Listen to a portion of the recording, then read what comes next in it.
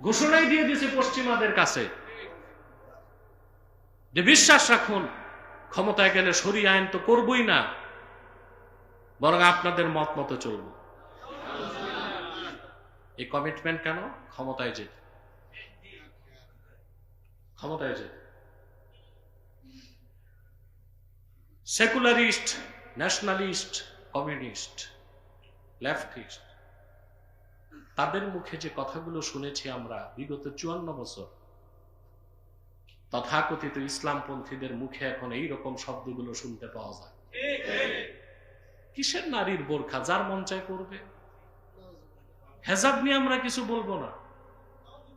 এই ধোঁকা উপলব্ধি করতে পারবেন আরো 10 বছর। মালয়েশিয়ার অবস্থা দেখেন। এই আনোয়ার ইব্রাহিম এখন প্রধানমন্ত্রী, এক সময় সে ইসলামী রাজনীতি করত। কি করত?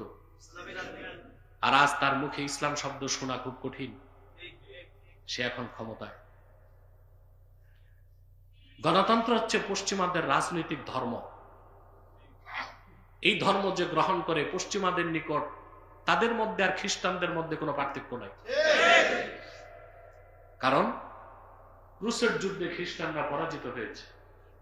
তারা বুঝতে পেরেছিল মুসলিমদের ভূখণ্ডে খ্রিস্টানদের পক্ষে কখনো সম্ভব না।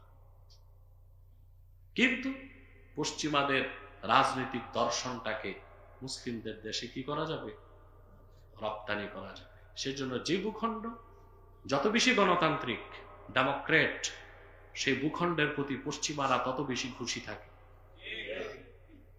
হ্যাঁ, পশ্চিমাদের লেসপেন্সার হয়ে তাদের মতাদর্শ মতবাদকে লালন করে কোন রাষ্ট্রে ইসলামী আইন কায়েম করা, কথা বুঝতেছেন? এই জন্য চতুর্থ প্রকার অন্তর হচ্ছে কলবে মুসাফফা। এখানে ঈমানও আছে, মুনাফিকও আছে।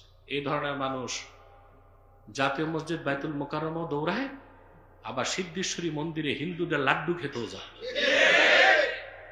দেখছেন না? তার অন্তরে কি আছে? মুনাফিক আছে।